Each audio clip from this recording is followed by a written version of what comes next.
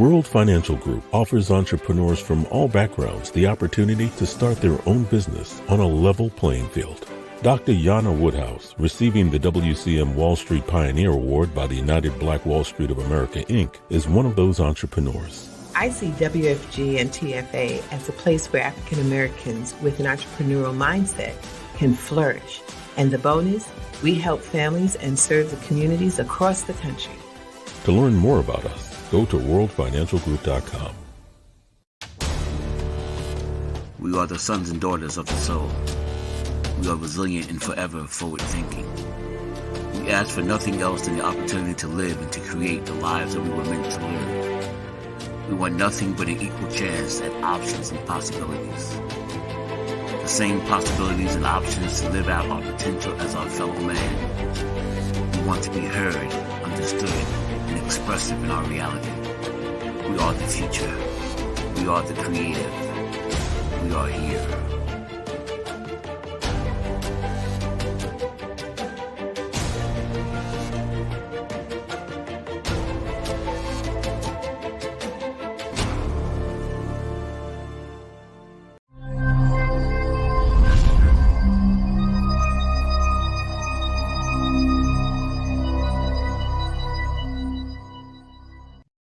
This is Kia Rogers, and you're listening to Urbanology with my dad, Tony Rogers, on WHCR 90.3 FM New York. Hey, what's happening?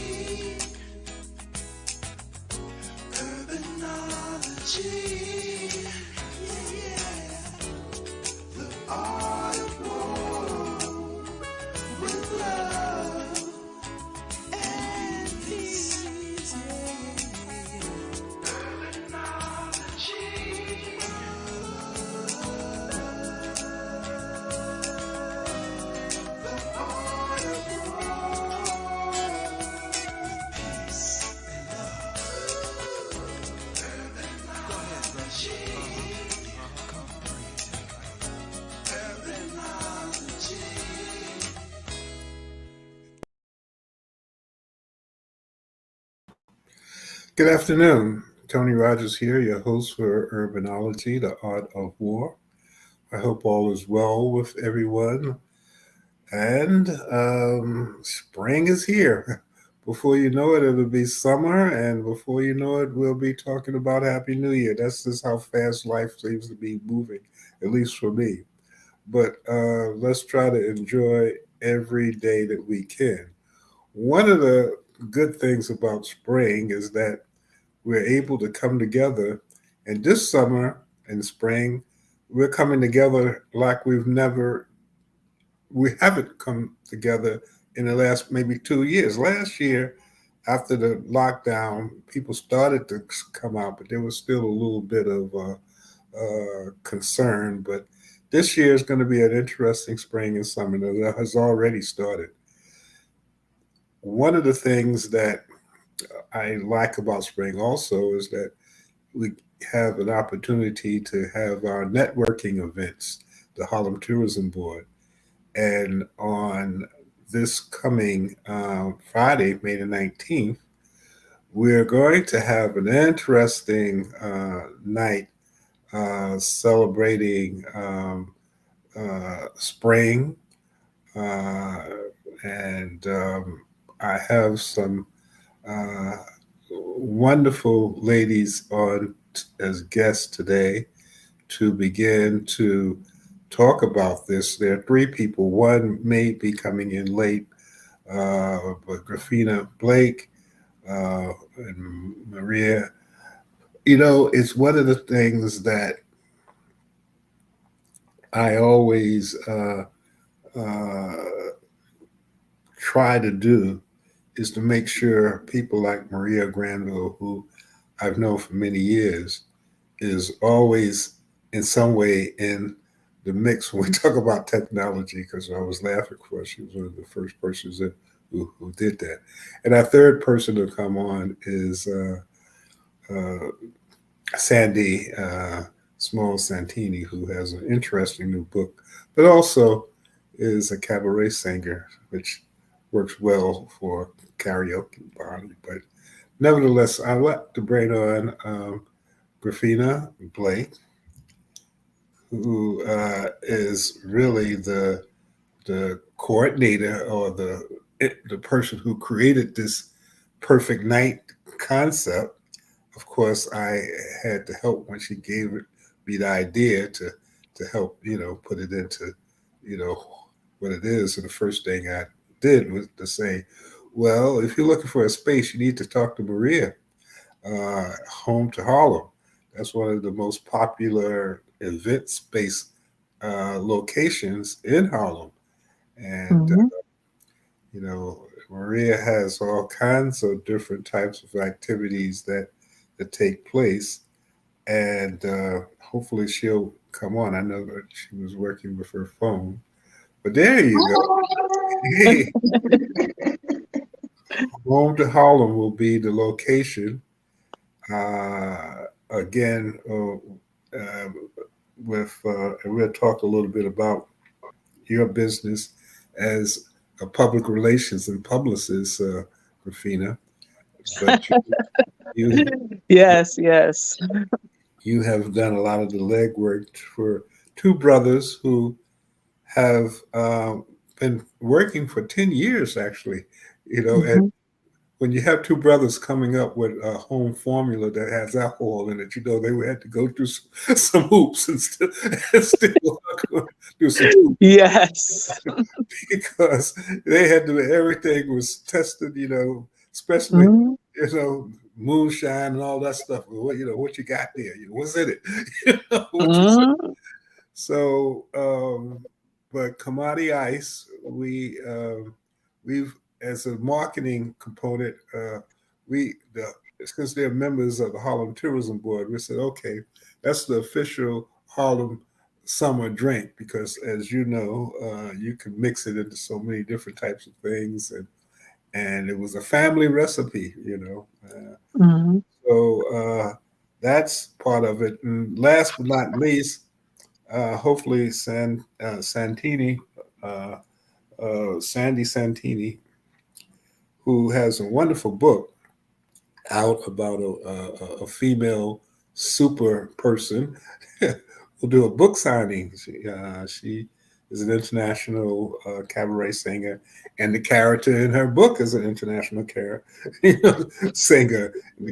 And she ran a club, her and her husband, in Chelsea, and the character in the book runs a club in Chelsea. So it's interesting as to how this superpower person, and I have to talk to Santita. I said, "Are you sure you're not telling me something that we should know that you got some sort of powers that come out at night? The Night Huntress, Sagwa is the name of the book. But since she's a singer, we figure, well, we got a good mix here. We got a Mhm. great space. We got Kamani Ice, and we have karaoke. So the Kamani Ice can help people get the courage to do the karaoke. And we got one of the persons who's promoting her book as a singer. So, There you go. as you say, that's a perfect night. But Rafina, please tell us a little bit about how you got hooked up with we call them the Blue Bottle Boys. Mm. Harlem, a Harlemite, the the Well, I met yes, I met Frank and Kai I would say like almost 10 years ago at the they first. Bronx Museum. He said that they've been trying to do this about 10 years. So you must Yes. have them at the Yes. So I met them before they actually um had their stuff licensed and mixed up in the way that it is actually presented now. The color was actually green. And they were doing their samplings at the Bronx Museum, and I was there with my company, and I was doing jewelry. And Frank and I, we just kind of like we started up a conversation, and I just found him to be like really approachable and down to earth. And they were, their bottles, they were doing samplings, and if you wanted to purchase a bottle, you could. And I think I did. And I said to them, I think this is a great concept. And I was like, I think you guys will go far. And I said, hopefully we'll meet again and, we'll be able to work with one another. So, as the years went by, I kept the business contact, and I introduced Kamani Ice to my friends. I do little raffles and stuff like that. But it really wasn't until just checking in on them periodically, I found out that they got a distributor. They were completely licensed by the authority, and I was like, oh right. And I watched them because I understood how hard it is to have a passion and want to see your business flourish, but it's not exactly at a point where it can pay your bills. So these guys have been doing this as a grassroots um business, and along the way they just been working hard and toiling to the point where now everything is really coming into sync, and it's great. And with myself, being finally retired, I was able to push them and work with them, and really actually now we're working on just taking it up a notch and getting to the next level. Well, and then when you said that you wanted to do something in Harlem, of course, I had to, every time someone comes to me and say, I want to do something in Harlem, I say, have you talked with Maria? Maria at Home to Harlem? She has a fantastic space. She has a backyard. I remember I used to live on 122nd Street, though. And sometimes some of the parties that was going on, the weddings or whatever happened, I would hear the music. Good music, because Marie said, did it bother you? I said, no, I mean, I enjoyed the music. It didn't bother me. but Home to Harlem is definitely a place that if you want to do something, a wedding, Maria, tell the listeners how Home to Harlem came about and what can be done there as it relates to the activity site. Well, someone came in and, hi everyone, saw the space and said, oh, you should do event space. And I started looking it up and seeing what the legality of it was and all of that. It's like, oh, this would work. So I started advertising or, putting the word out. And, slowly but surely it caught on. We are baby shower essential. That's like our thing. Graduation parties, there are certain annual events that happen. So this is graduation season. We have a lot of MBAs and PhDs, or actually on their way leaving to go to college. As I said, the baby showers, intimate weddings. We actually have wedding ceremonies here on the gallery level, and the reception and the dancing and the enjoyment on the garden level. There are two levels to the event space. One level is a gallery, a very active Artful Walls gallery at Home to Harlem. We are open Saturdays and Sundays from 1 to 6 and by appointment. And every 2 months, we have a completely new show to keep things fresh, but also to give the artists an opportunity to be seen for, a good duration of time. So that's us. The other thing that I just found out last month, there was the first late night Harlem Jazz Festival that Dakota Pippins put together. And I was looking at the list, and they were saying, now we're going to have a special jazz at the Underground Jazz. And I said, yeah, where's that? They said, it's 26. Man, I said, wait a minute. That's Maria's place. So, how often do they have the jazz event there? Jazz is actually new. So there is a promoter who works with me. His name is Mark Olson. And he does things like during the week. So he does karaoke, he does comedy, and he does jazz. So they just had jazz like last week, and they had comedy last week. So it's a adult crowd. And something happened with. Oh, I'm glad it was your phone that fell, and not you.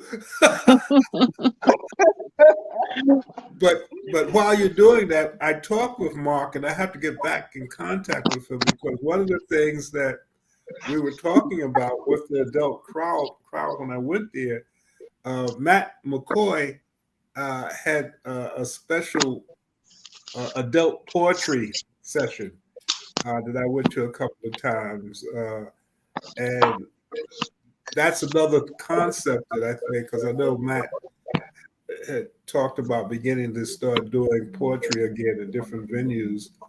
So there's a lot of stuff that can happen at Home to Harlem, and I'm so glad that we're doing something there. And Victoria, she's been a good friend for some time. Victoria, I think I met you at one of the wellness, because you are kind of like this Renaissance woman personality. You do readings, you do jewelry, you're a publicist. I started seeing you when you were with the Board of Education, when you were a teacher, so you would come to the wellness clinic. Yes. The kids were driving you crazy. But tell the listeners about your business. Well, you have a number of them. I'm talking about your marketing business, and I guess the others too, as they all kind of tie into each other. They do. So I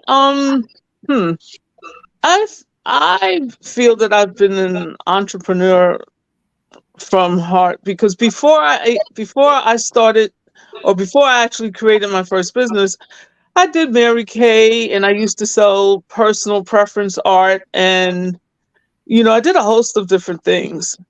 And then I don't know how. I don't think I remember how I got into jewelry, but I just started. I think I met someone. Oh, I could tell you. I found a job stringing beads for another person, and my godmother and I would do it. And I was like, I used to look at this stuff. I said, "Oh gosh, I don't like doing these beads. They're ugly." And I decided, I said, I can do something like this, and I think I would have, a different type of taste. And so that's how I really started getting interested in jewelry. But my educational background was more science led, because I'm actually licensed as an aircraft mechanic. And I taught aircraft mechanics for over 20 years before I switched my license into literacy, after they said vocational ed doesn't help students. So, which is a crazy thing, but that's another story. Yes, definitely. So I created Victoria Blake Global Collection, and I named it Victoria after my daughter, because my daughter had an interest in fashion. But as you know, with all young people, interests come and interests go. So she decided that, she wanted to go into psychology. And I said, all right, well, I'll stick with the jewelry. And what has happened is that it has morphed into various different things I do. So I don't just do jewelry under VBGC. I also do the astrology. I sell crystals. I create crystal jewelry. Um I even have, like, I created a t-shirt line which I'll be showcasing with Kamani Ice. I did a special, like, t-shirt with them.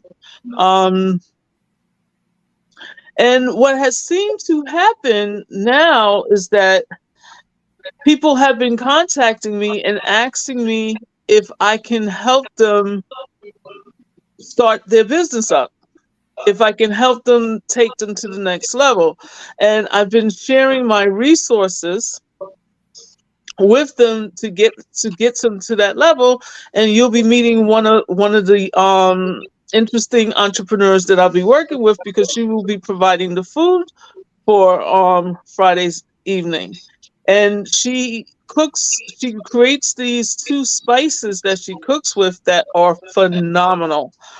I mean, I go back and forth from here to New Orleans, and I've taken them to New Orleans, and I've cooked with them, and I'm telling you, they are out of the world. And you will have an opportunity to actually purchase some of these spices and, go home and cook. But I wanted you to know what the food tastes like. So with your ticket and your tasting of Kamani Ice, you're actually going to get some food. You can actually, eat. I'm gonna feed you, not a whole meal, but you definitely you won't be hungry. So she's one of the young ladies that I'm going to be working with, and there are a couple of others that will be stopping through. They won't be doing anything that night, but they'll be coming in to support. So it's definitely, I've been working with Kamani Ice, and I'm working with this young lady who's her business is called South Soul Catering. And she specializes in rice. She likes to do rice dishes. Um, and it just seems that I have been meeting multitudes of people that, are asking me for the help. And I'm like, okay. So maybe you're calling. People are coming to you. And it's Yes. funny because Maria, you have been a woman of many different trades too. Because I remember at one point you were in technology, as I often said. You were talking about websites when people were thinking websites is where Spider-Man would hang out, and, you know. And you've done a lot of different things. Tell the listeners just a little bit about your journey getting to now being an owner of this large brownstone on Malcolm X Boulevard. Well, Tony, I call myself a serialpreneur, a serialpreneur. Um, I've worn a few different hats. They are complementary, or they became complementary, but I started out as a programmer. So I was a straight up geek, and I still call myself a geek. I programmed in Fortran and COBOL, languages that our children, our current geeks, probably don't even know about. Um, but I always stayed current on, my technology. And even today, I can hold a candle. There's a bunch of people who call themselves developers who don't know HTML. So I pride myself on when I do a website, it's in HTML. it's in the native language. It doesn't need to be translated. Um, Along the way, you just get more management experience, and I learned how to, I started my own company, plus I worked for corporations, which provided a certain level of training such that I was able to work with clients in developing their technology infrastructure. And that's sort of how I moved into Harlem. I started a website called Home to Harlem. Sound familiar? the same name as the organization. I mean, as the event space. It's another evolution of my love of Harlem and making sure that we have what we need in this community. When did you create Home to Harlem, the website, Maria? Just to give the listeners know how long you've been doing this. That was 1997. That was before Google. Black Voices and I started at the same time. We were still all using AOL for email. I think there was still a browser called Netscape. So that's how long ago that was. And it's the same thing. It's about, the website was about the notable people who lived in Harlem and the architecture and the landmarks that are in Harlem. Which is why I'm tapping into you again for the GoHarlem.org site.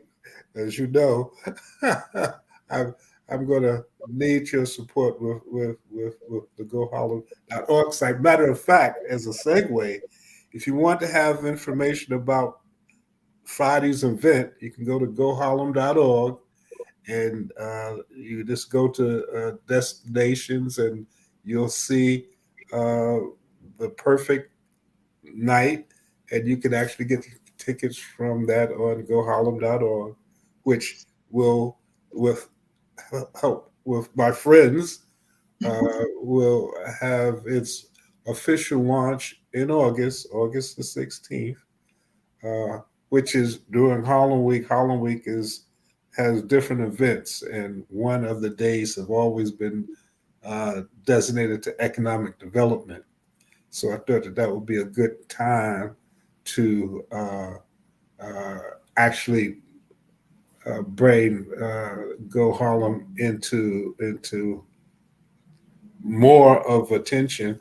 Looking to have it at the new Harlem Renaissance Hotel, to have an event there, and all of the things that we talk about on Soul City and all of the different programs will be in GoHarlem.org, which is why, since we are talking about websites and internet and all of that, as you know, the state is having Governor Hochul, a special initiative for the rest of this year and in 2024 to attract Blacks to New York State, Black tourists to New York State. So we've been in conversations. There's another meeting coming up with the people who are running that program, because no matter what you talk about in New York State, when you're attracting Blacks, Harlem is going to get its play. So we want to be ready. We want to have a site that will promote, places. And if there are things happening at Home to Harlem, there'll be things there. Commodity Ice can. That's why we wanted to become. We started doing the brand.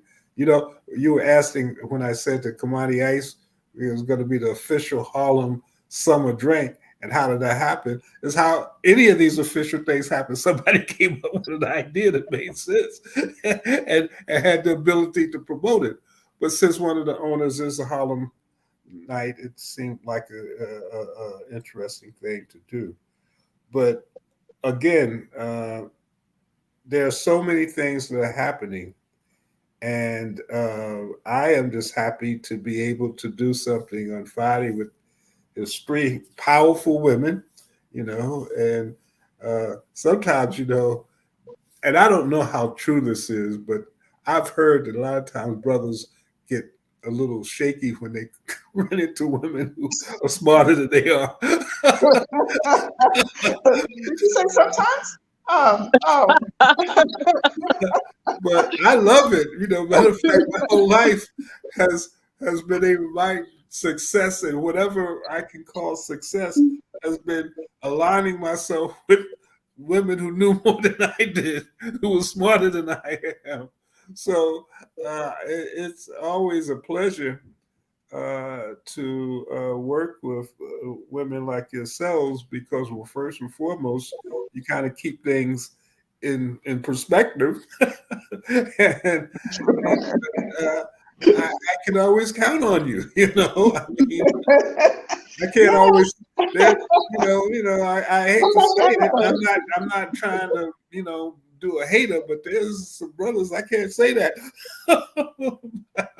you know, but Mm-mm. but I have not in my relationship with you guys ever been in a situation where if you could help you didn't, and I appreciate that.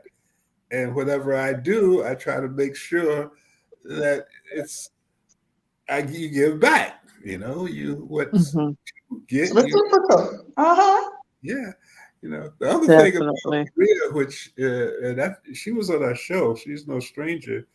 She with the Holland Business Alliance really led the movement for the whole cannabis equality uh, legislation to make sure that the whole, which is another story, and we have to go through that again as to whether or not all of that work you guys have done is really gonna happen. You But know something, Tony, I just need to jump right in here just for 1 second, because I think that New York State, with all of the criticism that they are getting, are trying to do something that no other state in the country has done. There's no model. It's completely new. So, you know what? When you do something that's new, there are going to be hiccups. But they are the only state, New York State is the only state in the country to prioritize. And when I say prioritize, I mean seriously put it on paper. The only people who are getting these licenses are those individuals who have been most harmed by the war on drugs, or nonprofits who are going to hire those individuals who were most harmed by the war on drugs. And New York is the only state that actually is doing it, not promising to do it. So I'm very proud of the work that HBA and Regina and I did. I think they listened to a lot of what we said, even though they didn't tell us they were listening. Um, and I'm looking forward to the rollout because, as I said, New York State is going to be the model. well, when I was talking to Frank, I kind of understood what he was going through as relates to regulatory issues because a lot of it is political, as you know. Mm-hmm. And for two black men to say that they're going to put a liquor on the market and without having big bucks to behind them, that's a struggle, which I understand. I mean, even with the cannabis, that that's a little shady because so even but liquor, which is more of a drug, I think, should have more of a focus because you know it just kills more people than a lot of stuff, you know, either Mm-hmm. fast or slow. Mm-hmm. So obviously the restrictions had to be focused, but I know, and based on working with government and the state and bureaucracy, if you are of a certain, if you're a woman or if you're black, or, you're not going to get the same speed unless you know people or and in many cases the way government goes, even if you no matter who you are is who you know to get certain things done. But um Griffina, you've done a good job. I mean, especially coming from uh your New Orleans, New York, New Orleans, New York, uh, uh traveling to Mm-hmm. with Kamadi Ice.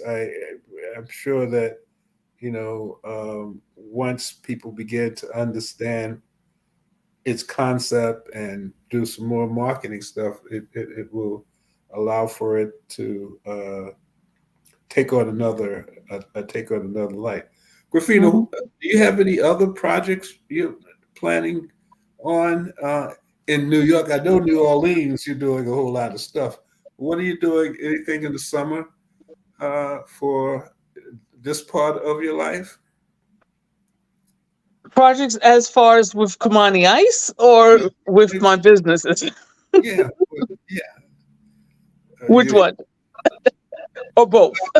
both. I mean, Okay.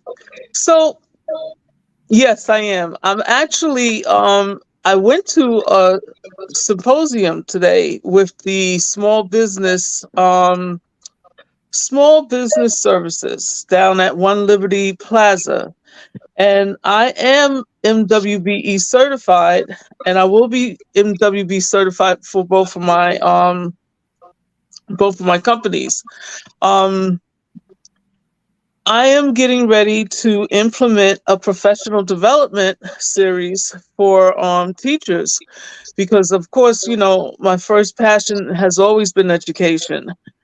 And though I don't want to teach anymore, I do know the need to have good PD for teachers. So the Department of Education, surprisingly, has done wonderful things with the MWBE. And they are really pushing to make sure that 30% of the $10 billion that they spend goes directly to MWBEs. And I was very impressed and I was very happy because they really streamlined how you can get access to this money. So I am definitely looking at that. And the thing that's really being pushed now, of course, is we're going back to vocational education because if you don't have a trade or some type of skill, you're going to find it very difficult to really compete in today's market. And that's what they're really looking for, some particular type of trade. So the understanding of vocational ed and the introduction to vocational ed is a part of the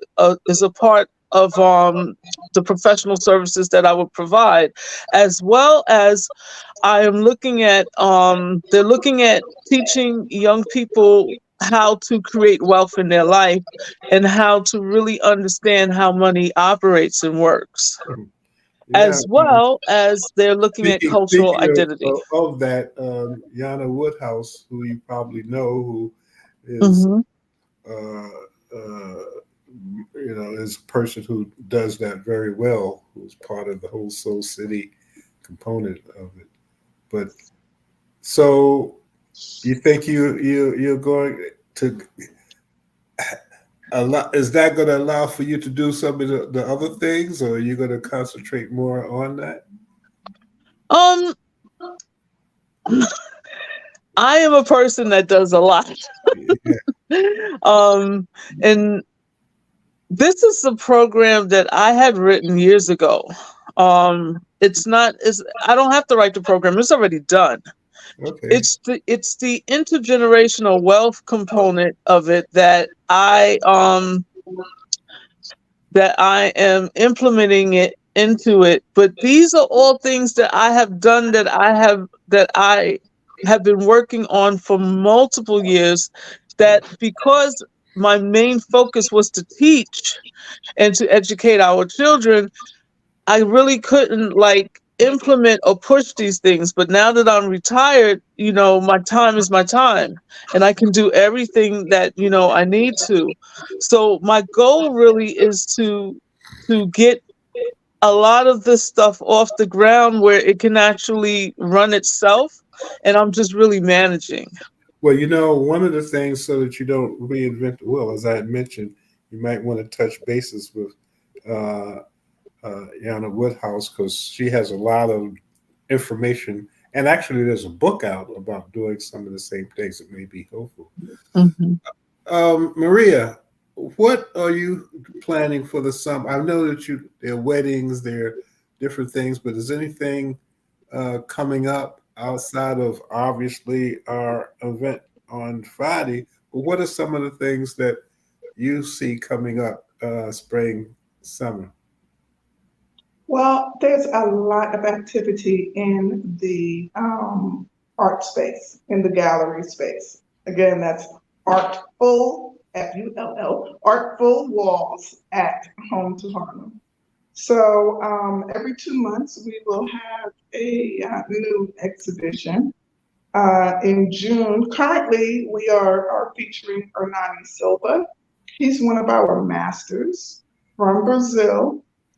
His show is named Favelas because it's a depiction of the Brazilian homes up in the mountains that we've all seen, but probably didn't even know what they were called, or some of them did, us did, or do.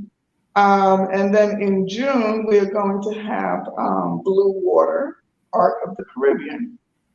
So those are going to be artists from the Caribbean or art by any artist that is of the Caribbean. So I'm looking forward to that. And to play a lot of, reggae and salsa music. So that's pretty much what we do. And then of course, there is the Labor Day party. That's Labor Day Friday. We have the Labor Day party here at Home to Harlem before everybody goes to Brooklyn, for the whole Labor Day celebration. Okay, we bring a little culture to Harlem in our backyard. So, and actually, the parade in Brooklyn started at Harlem many years ago. Yep, I've been told. Really? Yeah. Yep. Yeah, many years ago. Because at one point, Harlem was that central point for all of the organizations, whether it was Marcus Garvey, all of the organizations really focused in Harlem for one point. So most of the stuff that branched out started in Harlem, which is a historic component that at some point, things like GoHarlem.org and some other venues will, whether it's Soul City, will be able to talk about things that a lot of people just don't know about that has taken place here in this community. I mean, we hear about those figures that, the Adam Clayton Powell Juniors and a lot, but there was a lot of people who made Harlem work, whether it's in the first Harlem Renaissance or in the second Harlem Renaissance. Maria, you're one of those persons that, as that story starts to be told, it'll be a whole new generation of people that we'll read about and talk to. Fortunately, with the WACRs and the Soul Cities around, we will be able to document more of that, and it will become our story rather than his story. Matter of fact, Griffina, when the whole commodity ice thing blows up, we could always come back to our, as there used to be a guy named Warner Wolf on the news. You said, let's go to the video. That's right. That's right. We could definitely, because we'll have the archives. But it's a very interesting. There's so much stuff that is happening. Matter of fact, another area, Maria, that you had put a lot of work in with HBA was the whole issue of MWBEs. I remember workshop. Don't get me started. No, I don't want to get you started. But you did a lot of work. I think it was either you or Regina. We're talking about the Harlem Business Alliance, who came up with the term "men with skirts," where all of these white business persons were putting their wives up to become MWBEs to get money, and they were like the figureheads, and so that you've been on that for a long period of time too. When I tell you, don't get me started. Now I could just say, I mean, even because when you look at cannabis, for instance, and you look at MWBEs, right? In the legislation, they talk about, MWBEs being one of the, people who should be, extra consideration for a license. It's like, just because I'm an MWBE does not mean I was most harmed. Most harm is sufficient.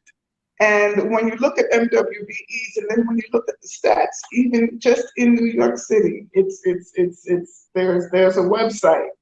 Our controller manages it. They put up the stats. Black entrepreneurs, Black MWBEs have consistently, forever, been at the bottom of the list of the minorities who make money on the MWBE program. 86%, something like that, goes to white women and Asians. That's 86% of the money that New York spends goes to white women and Asians, and the rest goes to Hispanics and Black people on the bottom. So when you talk about MWBE to Regina and I, those of us who are actually looking at the numbers and knowing who is making money and who is not, we are the ones who, Black people, I mean, are the ones who are not making money. And they will make it sound as if it's because we don't know how to run companies. So very not true. So, again, there is a lot of education that still needs to take place. But how do you compare this whole cannabis legislation? Do you feel that there was a little bit more equity in that? I think you had alluded to that, but I'm still sure that some of that old stuff is going to still take place. But it's already taking place, and what I can say is that New York State has A, tried, and I think B, done better than any other state, even with all of the shortcomings. One of the things that New York State did, which we did not necessarily agree with, was license cultivators who were hemp farmers prior. Hemp being, a form of cannabis. But all of those farmers that they licensed were white. There were very few, if any, Black cultivators that were there licensed. are a number of them out there. I know we did some shows with them. Oh yeah, they're there, but they don't have the licenses. And it's the same with the medical program, for instance. There are 10 medical marijuana licenses in New York State. Every last one of them belong to white corporations. Not one belongs to.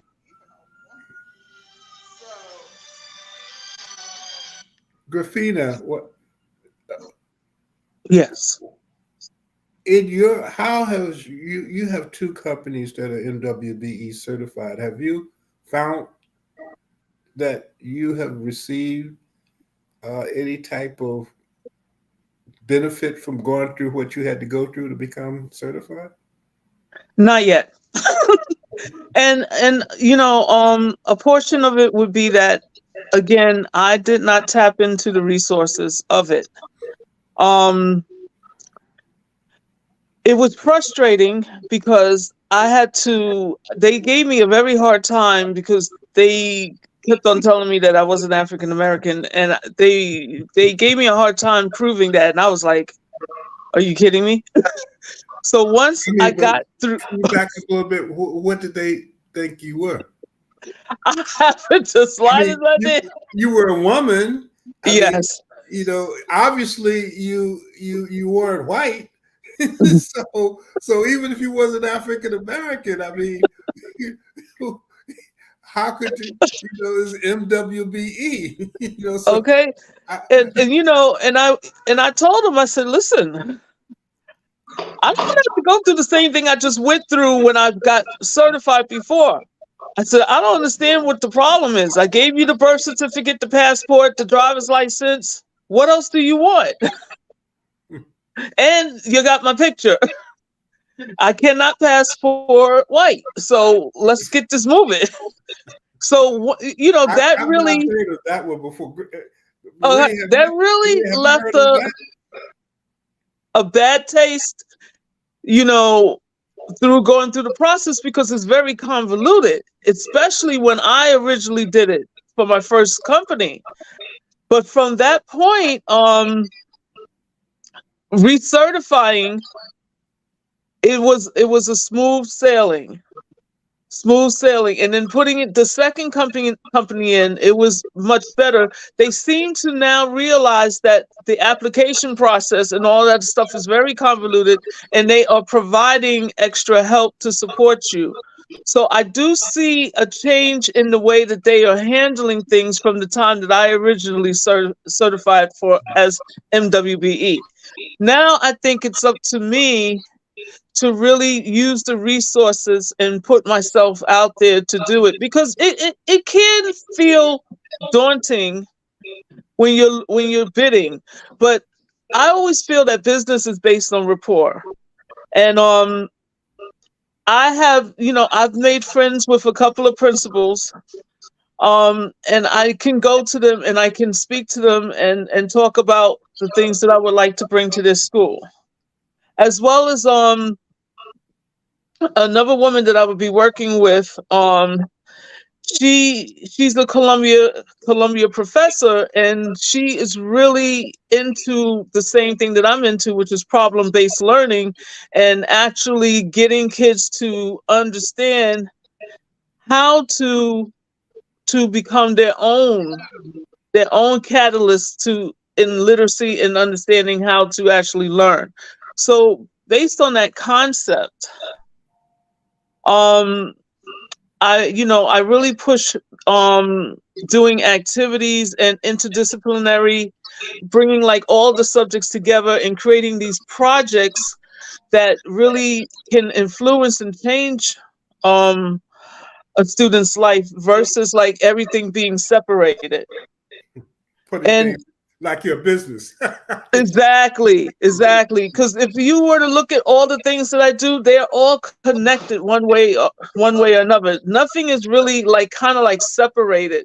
They all kind of like blend into one another. Well, that's the same with Maria. I mean, she, have done so many different things. We was another show to talk about all of the different things that I know that this sister has been working with. Whether it's with the cannabis or the MWBs or the art.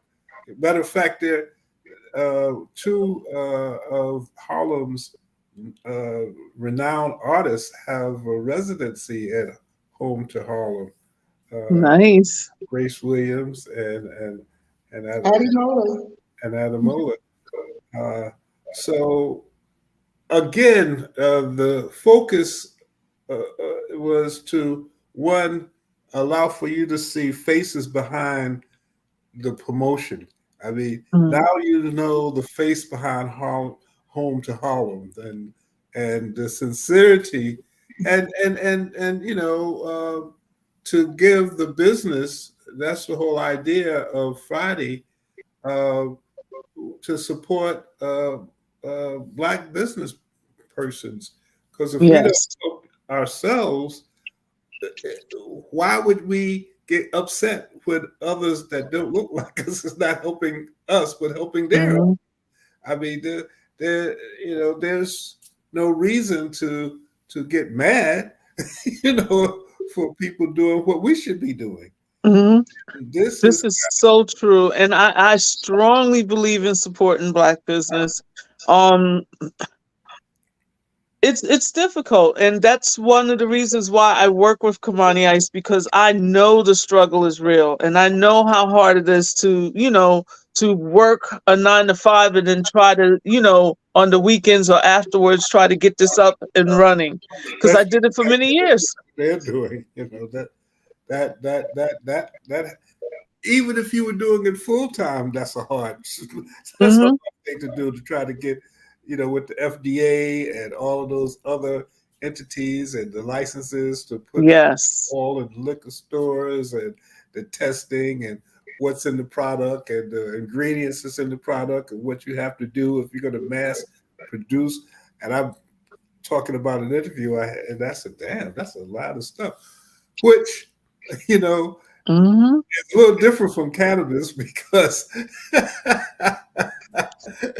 there's a little difference there, but nevertheless,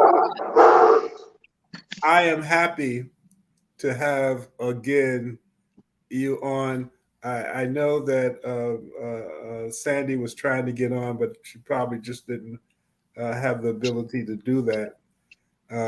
But as you can see, the perfect night karaoke Hmm. and, and Kamani Ice. It'll take place May the 19th, 2023, from 7 to 11 at Home to Harlem, 246 Malcolm X Boulevard or Lenox Avenue for those old school people. And again, thank you both. You can go to goharlem.org for tickets and Eventbrite. And please support goharlem.org. If you have Harlem related activities or events, you can send that to us. We're looking to put as much Harlem information onto goharlem.org as possible so that it can be the go-to site for knowing about Home to Harlem. Whatever is, whether it's Harlem Week, a lot of activities take place in Harlem, but they focus on their event at the time that they do it. And their events 365 days a year in a sense. So what we're looking to do is to make Go Harlem that site that has an overall umbrella on the tourism and hospitality industry. And with a couple of hotels, one opening up in hopefully the end of June, the 1st of July, and a couple of others that will open in 2024, the tour and hospitality industry is growing rapidly. And you guys, and I know, Maria, you've been in the trenches for a long time. Hopefully, we might be able to see some daylight with all of this stuff that's taking place. So thank you Hmm. both. Um, Please come out on Friday. It'll be a networking. This will be the first Harlem Tourism Board networking event for the spring. And uh, again, you have good music, good food, good drink, and some laughter. Laughter is always a healthy situation. And Yes. and I do believe that laughter will be a part of that, especially if I have enough Kamani Ice to get up there and try to sing. I think Frank asked me, he said, "You going to sing?" I said, "Well, I know we have to get people out by 11 o'clock. So maybe about, quarter to 11, I'll start singing." that'll, that'll help people kind of clear out, start packing Oh no. and leaving.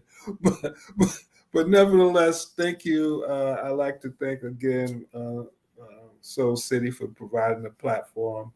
And Maria, you're always there, and I appreciate you. And Griffina, Appreciate it.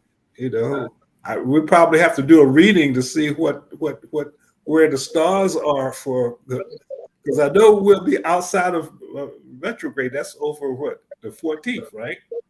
So Around that time, but so we're still in the post. But you know what? It's going to be a wonderful time. The energy is good. It's the day is going to be beautiful, no rain, and the weather is perfect. So I encourage you guys to come out for some good drinks and some good food, and to meet me, to meet Maria, and just to have fun, just to have and, some really good fun. and some laughter. Laughter is very healthy. Yes, If you are able to laugh, it helps to improve the immune system. So not only will you be having fun, but we'll do some healthy fun. Thank you, Mhm. ladies. Appreciate Thank your you. time, and Thank you. look forward to seeing you. Actually, we have a walkthrough tomorrow at 2 o'clock, so Yes. we see you then again. So I have All the right. I have the wonderful opportunity to run into you guys at least 2 more times. So that's a pleasure. You know. See Definitely. you tomorrow. Take All care. right. Take care. So again, that's our show. Have to make sure goharlem.org now is set up for those who want to start making down payments on the October trip to Senegal. So you can go to goharlem.org in destinations, and you can begin to find the options as it relates to the trip to Senegal, October the 19th to the 20. Let me just make sure that I'm giving you the right. October the 19th to the 26th, right? I was correct. So, again, thank you so much. Please tell people about goharlem.org, or if you know of a great restaurant in Harlem or an event that's taking place and you would like us to put it up on our site, please do so. We are looking at it as a being an economic development program. Hopefully, we'll be able to hire at some point college students, high school students to do uh, surveying and putting more and more information onto the site. So stay tuned. We'll keep you updated. And for all of the mothers, I hope you had a wonderful Mother's Day. Juneteenth, Father's Day is coming up. So, we have a lot to talk about for the next couple of weeks. Take care, and thank you so much. Bye. This is Kia Rogers, and you're listening to Urbanology with my dad, Tony Rogers, on WHCR 90.3 FM New York.